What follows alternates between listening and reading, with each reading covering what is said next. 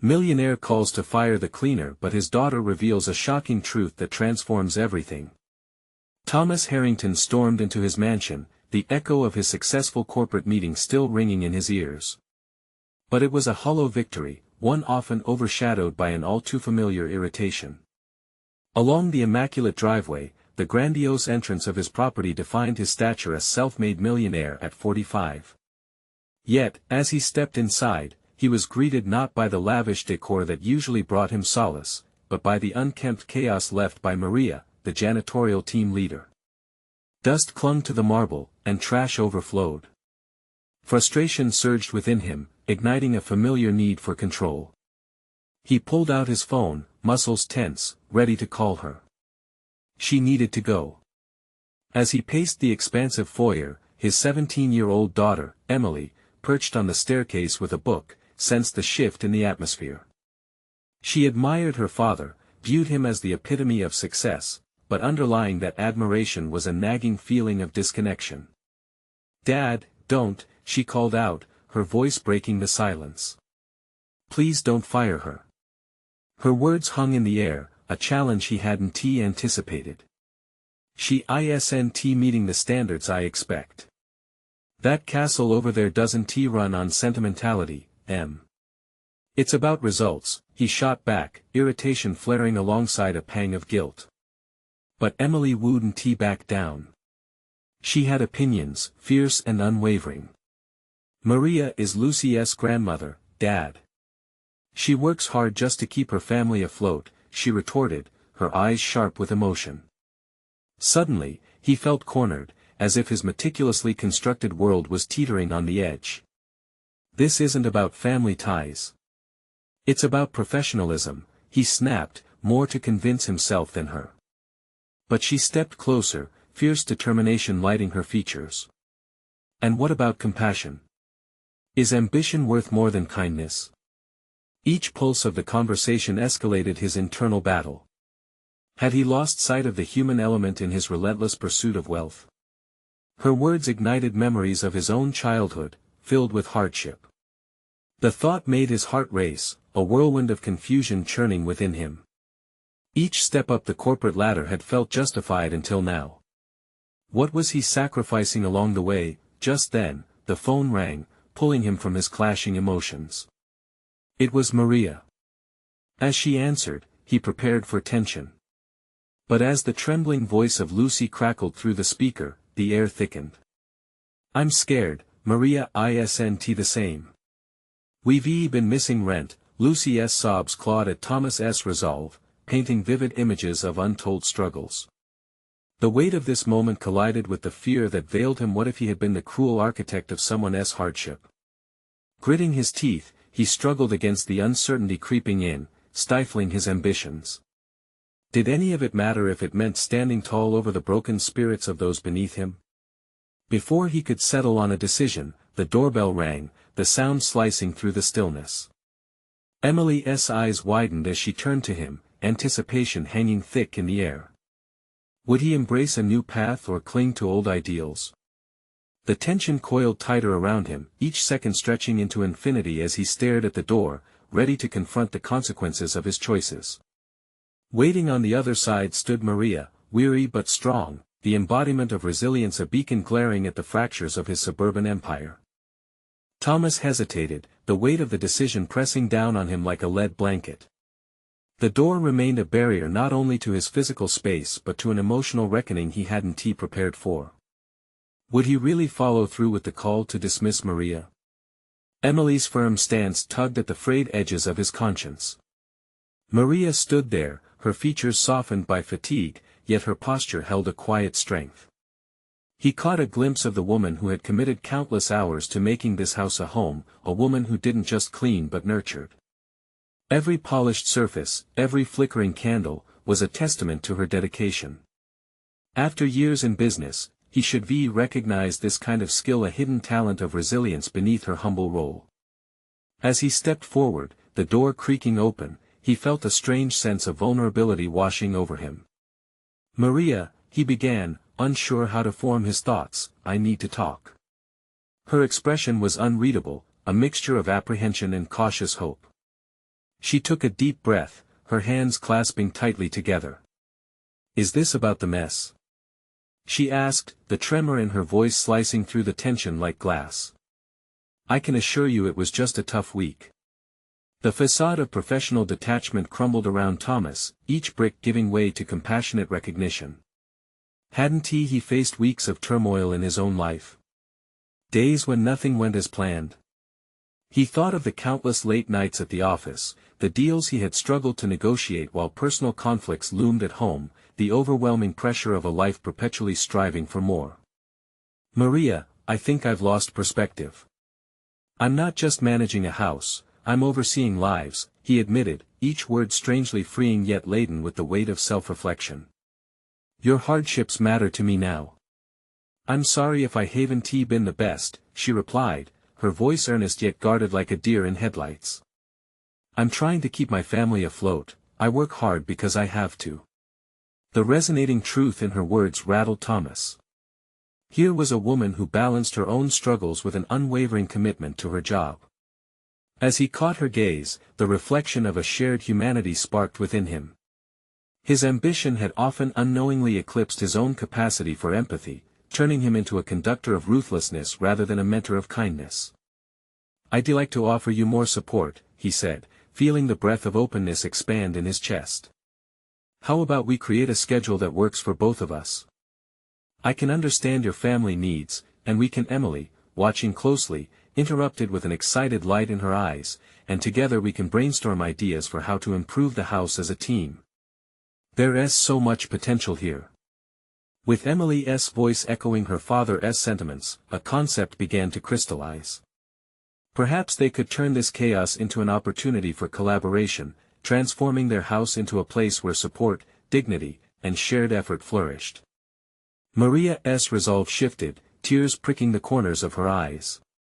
"You would be willing to do that?" "Yes," Thomas stated, his voice firm. "We can find a way forward together." A heady mix of hope and newfound purpose charged the atmosphere, yet as Thomas spoke, a realization struck him with profound clarity: this was more than just a new approach to management, it was a reflection of his personal growth. But beneath the optimism lurked an unsettling thought, the fear of regression, of slipping back into the hauteur that had consumed him. Would embracing this new chapter mean confronting his corporate alliances, those who had elevated his ambition at the cost of his humanity? The door to transformation creaked open, revealing the possibility of a new journey. Yet, a lingering question remained: would he have the courage to challenge the very foundations of his career to support this emerging vision? As the trio began to piece together a plan, Thomas sensed the pulse of change. His professional journey was poised on the brink of both the challenges and revelations that lay ahead. The moment was unfolding, yet it was overshadowed by the uncertainty of decisions yet to come. What would it take to redefine his legacy? The next few weeks were a whirlwind of adjustments and newfound responsibility for Thomas. He found himself immersed in a collaborative routine with Maria and Emily, reimagining not just their living space but the underlying dynamics of their relationships. Every afternoon became a workshop of sorts, where ideas flowed like water. They sketched out floor plans for better organization, designed a weekly menu that allowed for communal cooking, and even created a schedule that accommodated everyone's needs. In his office, Thomas was still wrestling with a shadow of doubt. Each time he received a call from executives demanding results, the tension mounted within him.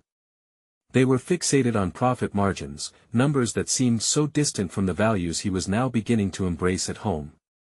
The stark contrast gnawed at him, and he often found himself staring blankly at spreadsheets, unable to fully return to the ruthless drive he had once commanded. But one evening, as he drove home, a pivotal moment struck. The sun set in hues of orange and pink, casting a warm light that flickered across his thoughts. He began to reflect on the strength and resilience Maria demonstrated. She was not just maintaining a house, she was creating a sanctuary amidst her own struggles. The realization hit him: he had the power to create a compassionate workplace, one that promoted humanity over numbers. That night, he shared his revelation with Emily. "What if I started using what we've learned here with Maria in my business?" he proposed, her eyes lighting up with approval. "But Dad, are you ready for that?" It's a big step, she cautioned gently, her youthful wisdom cutting deeper than he realized. Ready or not, it's time I faced it, he responded, his voice steady. These alliances may have gotten me to where I am, but they've also put blinds over my eyes. It's time for a change. A real change. With renewed determination, he drafted a proposal intended for his corporate peers, outlining a business model founded on empathy and collaboration, emphasizing the idea of collective success over individual gains. Yet, even as he typed the words on his laptop, self-doubt bubbled forth. What if they laughed at him? What if he faced resistance, or worse, mockery? The next morning, Thomas stood before the executive board, crisp suit, shaky hands, and an idea hanging in the air like a thick fog. As he introduced the notion of prioritizing employee well-being, instead of outright profits, silence enveloped the room. Those previous allies, his supposed comrades, were now an assembly of skeptics. He could see their raised eyebrows, felt their collective skepticism, and for a moment, he questioned his instincts. Your proposal is ambitious, Thomas. Robert, an executive known for his cold pragmatism, remarked, his tone steeped in condescension. But we're not a charity. We operate based on results, not feelings. In that moment, the echo of Maria's perseverance and Emily's innocence intersected with his unresolved internal struggles. Would he capitulate, return to the comfort of conventional leadership, or fight for this emerging vision of a more humane corporate culture? The future of his values and perhaps his legacy hung in the balance. Thomas took a deep breath, his heart racing. What if this approach could redefine results too? He ventured, aware that stepping back into control meant risking further alienation from the very alliance he wished to reshape. A flicker of uncertainty danced in Robert's eyes, momentarily disrupting the smug confidence that so often clouded his judgment. The tide could shift. The question was how far Thomas was willing to push for a future he believed in. Facing the reality of confrontation, Thomas realized the stakes had raised significantly. Would he risk his career to ignite a spark of compassion in a corporate landscape dominated by power plays? As the murmurs of disbelief coursed through the boardroom like an impending storm, Thomas understood this moment demanded more than just words. It called for action, courage, and a readiness to embrace the unknown. Would he summon the fortitude to push forward, battling both his fears and the expectations laid upon him? Stripped bare of certainty, Thomas stood on the precipice of a choice that could change everything. The stakes were high, and the unfolding story was fraught with tension. What awaited him on this uncharted path? The murmurs began to swell in the boardroom, vague whispers laced with uncertainty about Thomas's intentions. He felt the weight of their scrutiny pressing down on him, each pause stretching like a taut wire ready to snap. The anxiety gnawed deeper, matching the uncertainty of his own resolve. He forced himself to center on what he believed. The more genuine workplace he envisioned was within reach, but he could almost feel the tide of the corporate machine pushing back. Listen, he began, his voice steadier than he felt, I'm not proposing we abandon profit, rather, I'm proposing we redefine what success looks like. Imagine our team energized, motivated by a shared sense of purpose instead of fear. Would that not lead to better results? Robert scoffed, his disdain palpable. And how exactly do you think that will translate on the balance sheet? Enthusiasm won't pay wages, Thomas. That stung, but Thomas took a step closer to the table, grounding himself.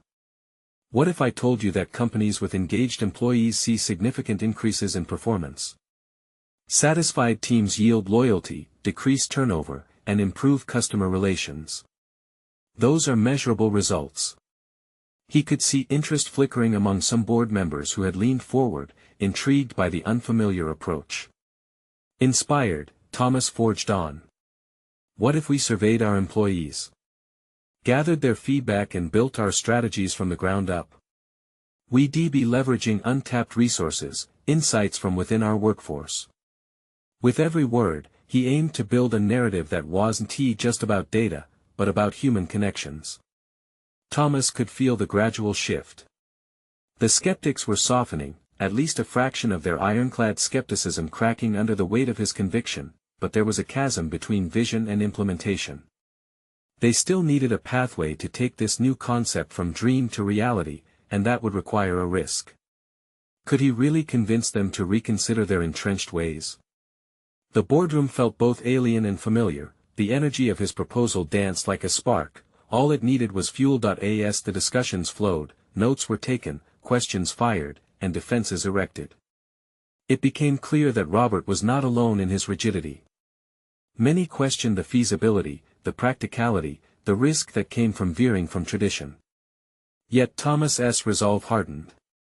He had seen the vivid transformation at home. If he could ignite that same energy in the workplace, surely they could measure profit differently. His mind raced, contemplating potential collaborations with HR, team-building initiatives, workshops that aligned personal aspirations with company goals. He painted vivid scenarios of staff sharing meals, people engaged in shared projects, a workplace alive with creativity and trust. The corporate coldness could melt, the machine could become a community. Just then, Jennifer, another executive, broke the silence with a question he hadn't anticipated. What about leadership's responsibility in this transformation? How do we lead differently? By embodying the change ourselves, Thomas articulated, emboldened by her willingness to engage. If we want a culture of openness, we must lead with vulnerability, authenticity. It begins with individual action, deprioritizing unchecked ambition and reinforcing group success. We all must show that we trust one another. The conversation shifted. Ideas sparked, collaborative tactics emerged, and even Robert's critical eye seemed to waver. They explored practical applications, strategies, but Thomas could feel his body tensing as he recognized the cautious optimism may still falter against the realities of their conservative mindsets.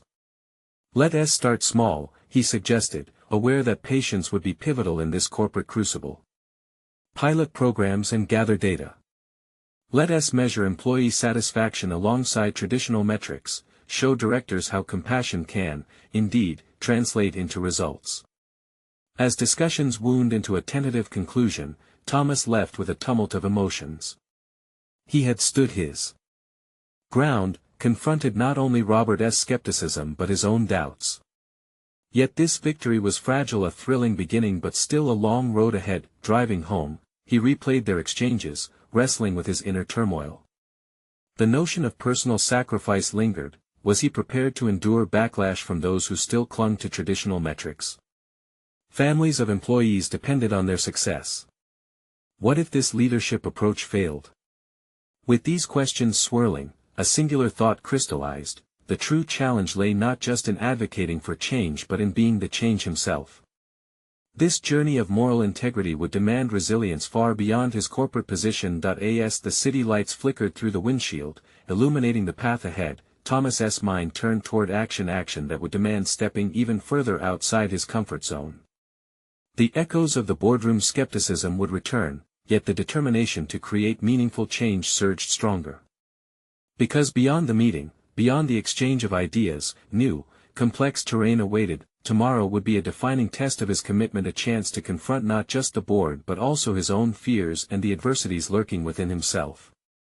Would he be ready to solidify this transformation, or would the weight of traditionalism drag him back? Thomas awoke the next morning with a sense of urgency bubbling within him. The boardroom discussions of yesterday haunted the fringes of his thoughts. The stakes had been raised, and today, he would confront the reality of leading change. The familiar scent of coffee wafted through the air, yet it provided little comfort. His eyes focused on the reflection in the mirror, a mixture of determination and vulnerability mirrored back at him. He spent the morning preparing. Notes sprawled across his desk, framed with ideas and strategies for launching the pilot program they had discussed. He envisioned meetings with team leaders, small group discussions, and the rhythm of feedback loops. While he crafted his plans meticulously, doubt slithered into his mind. Would his approach withstand the scrutiny? What if he opened the door to changes that fell flat? Arriving at work, he sensed tension in the office, a silent echo of the board meeting settling heavily on their shoulders. The atmosphere, laced with uncertainty, felt almost tangible. As he navigated the familiar halls, he wondered, how could he instill a spirit of collaboration when the specter of fear lingered? Then, Before he could center himself, he faced Robert. The man's expression reflected the skepticism he wore like a badge of honor. "You really think our employees will trust your little initiative?" Robert's words dripped with condescension. The challenge was direct, but Thomas was prepared to fight back with conviction. "Trust can't be demanded, it has to be earned," Thomas retorted, surprising even himself with the steadiness of his voice. "I'm taking the first steps to rebuild that trust.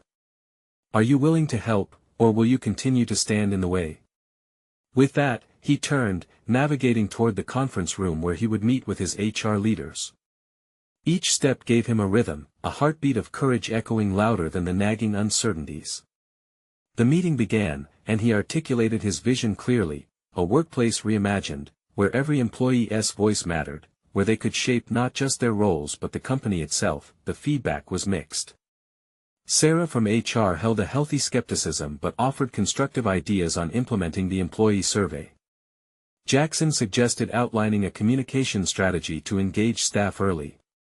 Enthusiasm simmered beneath the surface, but even the optimistic comments bore the weight of apprehension, an indication of how deeply rooted the corporate traditions were. In the midst of their brainstorming, he seized a moment to address the emerging doubts. "I understand change can feel scary," he began, finding his footing as he spoke. "But isn't it more dangerous to remain stagnant? We're allowing our competition to carve out new pathways while we cling to tired methods." Their apprehension morphed into an anxious energy, and the discussions began to transform. Ideas flowed more freely, and as he looked around at the faces in the room, a mix of apathy, skepticism, and tentative hope, he realized each member brought unique insights and experiences that could enrich their initiative. With every suggestion they crafted together, disappointment swaggered back and forth within him. Something deep inside lamented their reluctance to leap fully into the unknown. Yet, he pushed through, knowing that engagement meant dealing with discomfort. He reiterated, "These changes are the seeds of growth. They require nurturing, time, and collaboration." As the meeting wrapped up, Thomas sensed the undertow of support strengthening beneath their doubts. He felt a cautious optimism begin to unfurl. Transformation was underway, but he needed to galvanize momentum, not merely hope for its existence. Reinvigorated, he left the room, only for his elation to be dimmed by a conversation at the office kitchen. Two colleagues whispered about a disconcerting rumor: the board was considering their project too costly, too demanding. Fear gripped him once more. What if his plans faced dismissal? In that moment of vulnerability, he learned something critical. Leadership was not merely about the loudest voice or the most passionate speech, it involved listening and responding authentically to the concerns that lingered unspoken. He reminded himself of his commitment, a resolve to embody the changes he advocated for. With newfound clarity, he returned to his office, focusing on actionable steps to maintain enthusiasm within his team. He felt a surge of motivation to create an environment that promoted not just productivity but also human connection. It was becoming clear that these challenges were not just professional roadblocks but personal crucibles, each test solidifying his identity and purpose. He was determined to not only survive the corporate landscape but also to initiate a meaningful evolution, one small change at a time. However, lurking in the shadows of his ambition was the weight of Robert's disapproval. Did he truly have the support he needed to transform the workplace, or would he face resistance from those still tethered to tradition? The time to confront the deep-rooted skepticism was drawing near, a reckoning he couldn't shy away from any longer. The next morning dawned with a piercing clarity that cut through the fog of uncertainty, as Thomas woke to the reality of the challenges ahead. The echoes of yesterday's discussions exaggerated the stakes. He could no longer sidestep the impending confrontation with Robert and those who shared his skepticism. Determination carved lines on his face as he sipped his coffee, plotting his next steps. With a fresh approach in mind, he began drafting emails to reach out to various team leaders. Rather than fostering competition, he aimed to create alliances. The more voices he could involve, the greater the chance they would coalesce around support for the initiative. He composed a message inviting each leader to a roundtable discussion, emphasizing the value of their insights and experiences. It was no longer merely about his vision, it would be a collective endeavor. The moment he clicked send, a wave of dread washed over him. What if he had miscalculated again? Declarations animated by enthusiasm had already proven brittle before, and doubt gnawed at the edges of his resolve. Yet, he knew that complacency would not generate progress. The clock was ticking, he had to act decisively. As the day unfolded at the office, an unexpected surge of courage began to course through his veins. Conversations became less about merely defending ideas and more about crafting a shared purpose. He engaged with Sarah, proposing to collaborate with her on the employee survey she had suggested. Together, they could refine the questions to elicit meaningful feedback. The moment felt liberating. He began to recognize the wisdom in leaning on others, inviting their strengths to amplify collective potential, yet, amidst the diligent engagement and tangible optimism, shadows persisted. Robert's presence loomed large. He resolved to meet with him face to face, to peel back the layers of skepticism. It was a risk, but leadership demanded confrontation, not avoidance. He cleared his throat and approached Robert's cubicle, forcing his discomfort into resolve. "Do you have a moment?" Thomas began, attempting to project calm as he awaited Robert's response. His colleague's eyes flicked with amusement, a mask veiling his disdain. "If this is about the changes, I'm still not convinced they're worth the trouble," Robert replied, leaning back. "Then help me understand why," Thomas countered, unnerved but resolute. "This isn't just about my vision, I genuinely want to know what concerns you." For a moment, Robert hesitated, as if truly considering the offer. It was the first time Thomas had seen a crack in the armor. "These initiatives can suck up resources and distract us from our core business. What if it fails?" "Failure is a possibility," Thomas acknowledged. "But so is the stagnation that comes with inaction. What if we don't adapt? Our competitors are already executing innovative strategies. I'm ready to listen to your suggestions, your concerns. We can shape this together." As the conversation progressed, Thomas noticed subtle changes in Robert's demeanor. Curiosity sparked beneath the skepticism. That flicker felt like an opening, a potentially defining moment in Thomas's journey to reshape the company culture towards inclusivity. After the meetup, he reached another milestone as he surveyed the engaged faces in the upcoming roundtable session. Their thoughtful disagreements blended with newfound enthusiasm. Trust was still a distant shore, yet he could feel a collective current towards collaboration pulling them. But as the meeting concluded, Thomas's heart sank. A message flashed on his phone from an unknown number, a whisper of trepidation: "The board needs to decide on the program's future sooner than anticipated." Panic set in, surging like a tide. Was this the moment his newfound strategy would crumble? How would he muster the energy to present a case when the very foundation of his efforts could be washed away? Thomas realized the necessity of uniting his team before the board could strip away their collective vision. He had come too far to allow the weight of fear to dictate his next move. But failure was not the only specter haunting him. A deeper fear lurked on the horizon: the prospect of maintaining unity when chaos brushed so closely. Would the uncertainty of his leadership unravel the very fabric he fought to weave? As he left the meeting room, a prominent question loomed: could he still steer the ship, or would he be swept beneath the waves of doubt threatening to drown his dreams? The next morning, Thomas awoke with a tight knot in his stomach. The fleeting confidence from the previous day ebbed away with each ticking second. The board's untimely deadline drummed incessantly in his mind. He had a mission, yet he also had a profound challenge before him: rallying support from his colleagues and creating a compelling case for the initiative amidst the rising tide of uncertainty. While sipping his coffee that morning, he leaned over his laptop, drawing up notes for his impending presentation. Each sentence he wrote felt weighty, dripping with potential repercussions. He recalled the conversations from the roundtable, eyes lit up with excitement, ideas flowing freely as people began to explore collaborative possibilities. Yet what if that spark fizzled out under the scrutiny of the board? He knew that he couldn't rely solely on enthusiasm. Combating Robert's skepticism required a cornerstone of data. Thomas sketched out a plan to showcase not just the vision but also the potential metrics of success, from increased employee engagement to the economic benefits of innovation. The time for inspiration had passed, now it was critical to lead with facts. Drafting an executive summary seemed daunting, but in the quiet of his office, determination replaced hesitation. He structured his thoughts into an introductory narrative, weaving in anecdotes that illustrated past successes and highlighting how the proposed ideas could reinvigorate operations. As he clicked save on the document, a surge of adrenaline coursed through him. This could be the moment his efforts crystallized into something tangible. His resolve only grew as he prepared to reach back out to colleagues. There was a lingering doubt about whether they could consolidate their efforts effectively before the board's decision. He reached out to Sarah and others again, revamping the mission to not only gather support but also build a framework that solidified their rationale for moving forward together. "Let us regroup to refine our pitch," he suggested to the team. "I want each of your voices heard.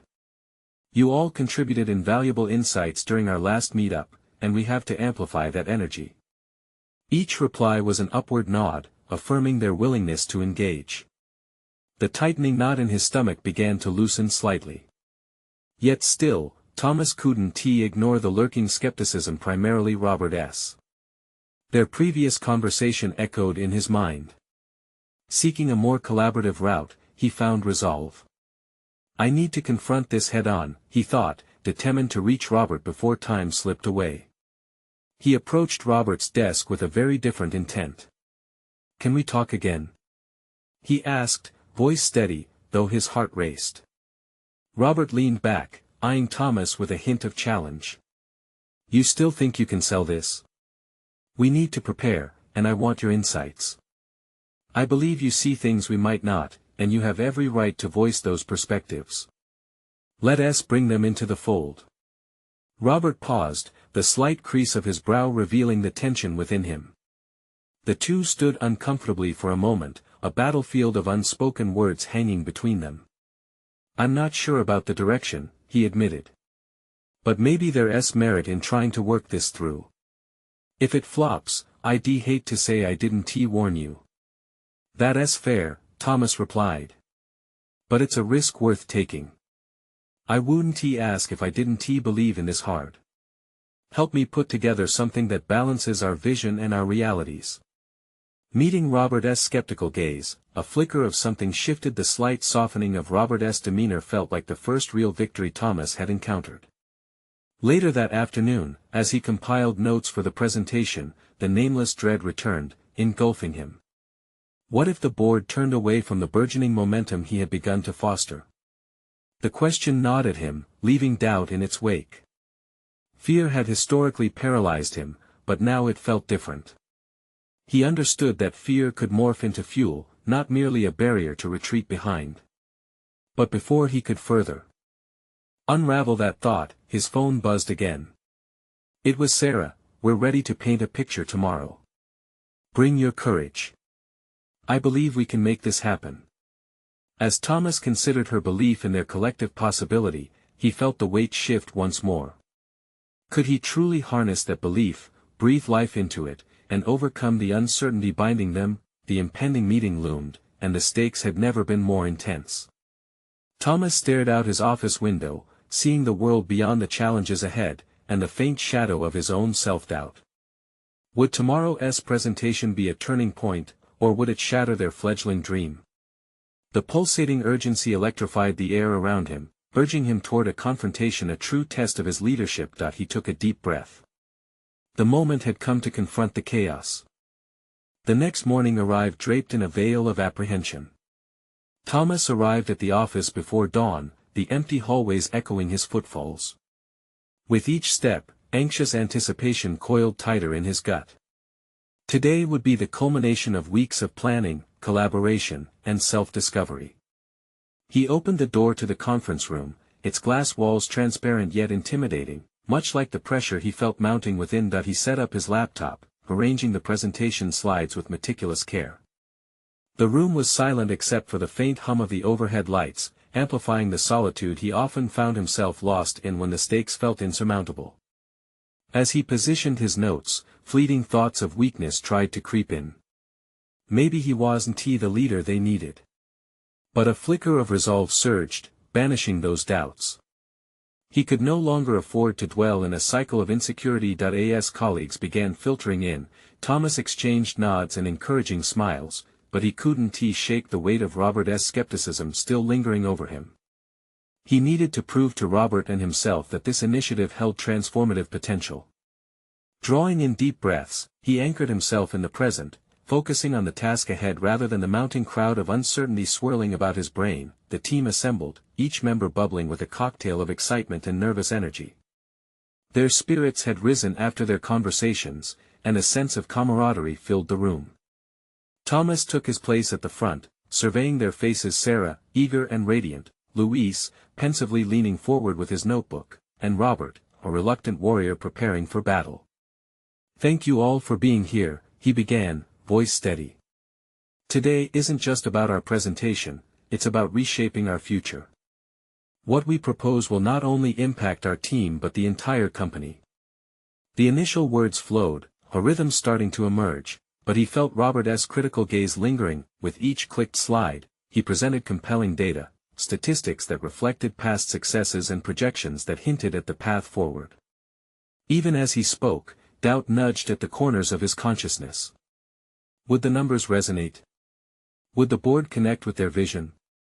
As he navigated through the presentation, he started sharing personal anecdotes about innovation pushing boundaries, emphasizing the importance of risk in the realm of growth. When it was time for the team to contribute, he handed the baton to Sarah. Her passion leapt into the room, igniting energy and reinforcing their collective belief. People around the table nodded, the skepticism slowly melting away. Thomas watched as Robert's expression shifted. Perhaps the walls he had built were beginning to crack. Just as the momentum peaked, a sudden resonant voice interrupted, slicing through their expansive hopeful narratives. The board's chair, seated at the head of the table, scanned the room. "Interesting points," he remarked, a hint of skepticism in his tone. "But what's the catch? Why should we invest our resources?" The room stilled, the air thick with the weight of that question. For a split second, doubt crashed over Thomas. How could he address this moment decisively?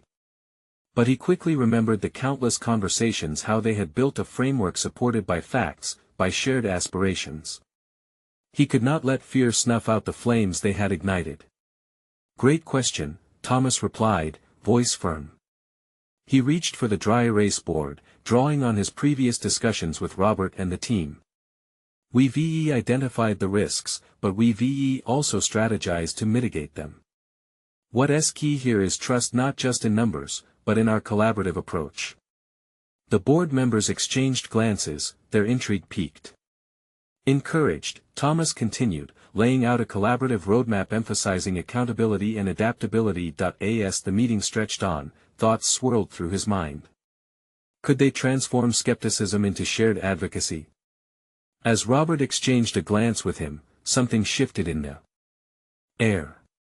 In that momentary connection, he felt the possibilities multiply. The conversation flowed, and as they prepared to wrap up, he sensed a shift, a flicker of hope that perhaps, just perhaps, he had helped mend the fissures in their belief. The board's questions transformed from interrogative doubts to exploratory inquiries, reflecting growing interest. Even as he closed, Thomas felt an unmistakable knot in his stomach, no longer a tight coil of fear, but a tension brimming with anticipation. "Let us reconvene next week," the board chair stated, a contemplative tone threading through his voice. "You've given us much to consider." As Thomas stepped out, collective relief washed over the room. They had gathered strength from vulnerability and transformed apprehension into action.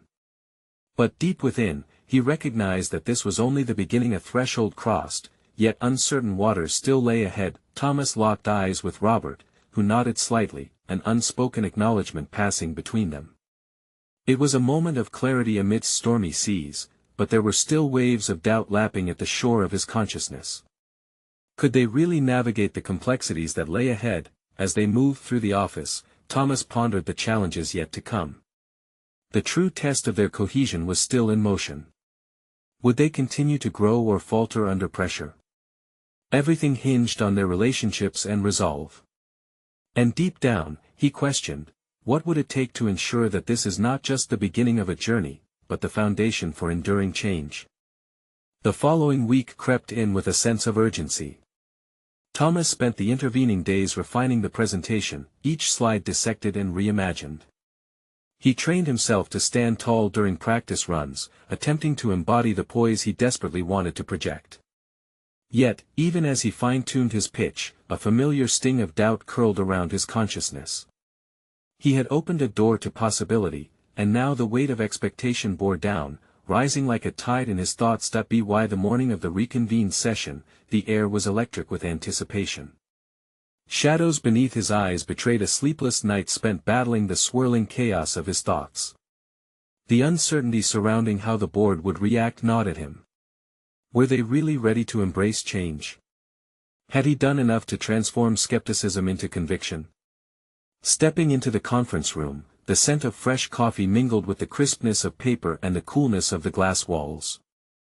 It was chaotic yet organized, quantum energy pulsating, each member of the board seated, ready to cast judgment on the birth of their vision. Thomas once again positioned himself at the front, meeting their curious gazes with his determination. No longer would he cower behind uncertainty. Today, he would speak his truth. As he started, the details took on a life of their own, becoming a narrative infused with shared hopes. He extended his hands, gesturing as he discussed the collaborative roadmap. This isn't just an initiative. It's a community. We're building a hub where innovation flows not just from a single individual, but from every voice represented here. He saw interest glimmering in their eyes, and his own spark ignited further. Thomas transitioned from slides to stories of challenges encountered and overcome, tales that interwove failures with successes, living testimony to the merits of risk, vulnerability, and adaptability. His voice steadied, fueled by the very rawness he had once feared, yet as the room pulsed with newfound energy, Thomas glimpsed Robert seated at the far end of the table.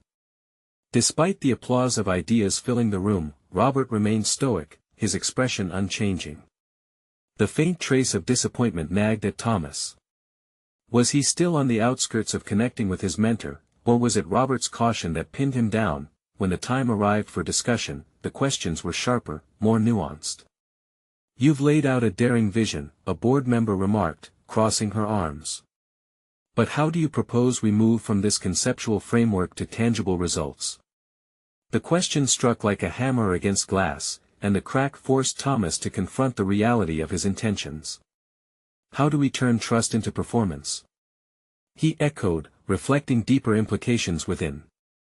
"By holding ourselves accountable and embedding adaptability at the core of this initiative," he answered, but the truth loomed larger. Tangible results required more than promises.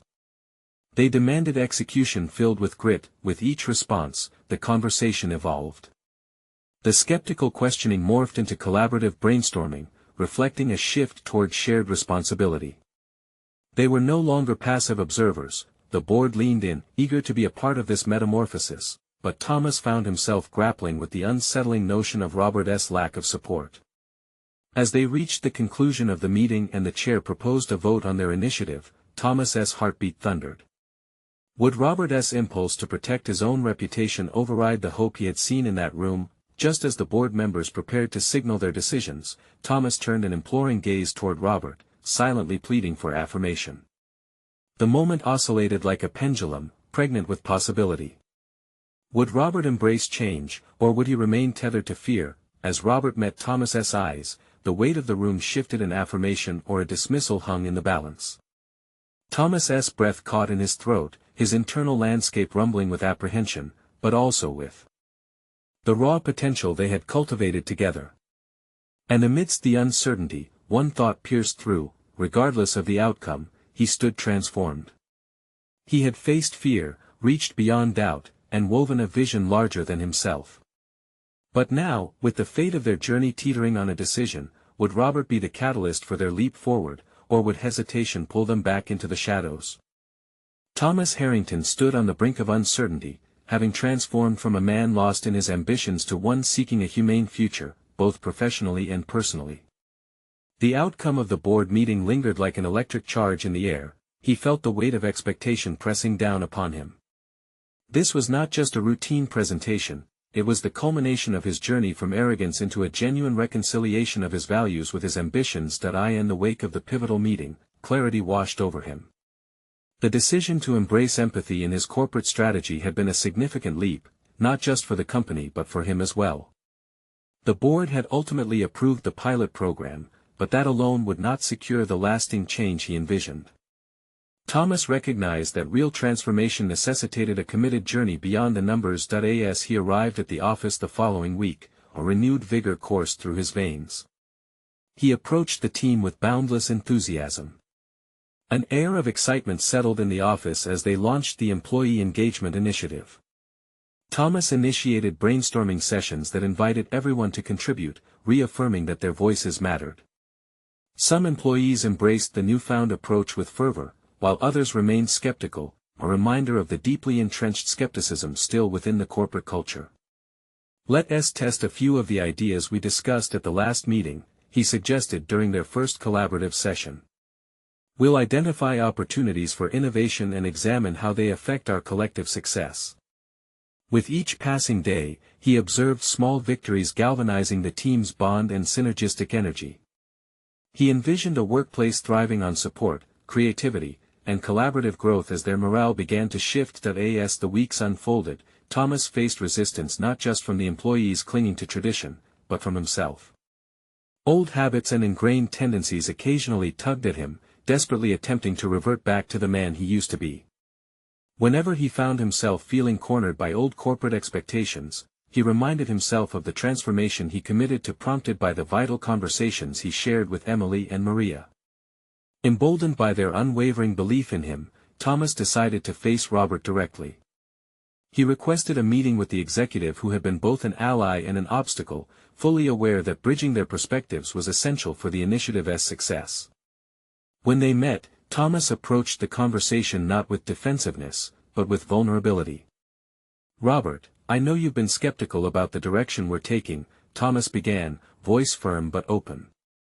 "But I want to understand your concerns and work with you towards this vision." The unexpected softness in his tone softened Robert's rigidity. Thomas acknowledged what he had witnessed: Robert's resilience masked beneath layers of pragmatism. With careful consideration, they delved deeper into their disagreements, ultimately revealing a shared goal of fostering not just productivity but compassion. The growing connection resurfaced the visionary spark Robert once carried, allowing them to craft a cohesive narrative that resonated with both old traditions and new paradigms.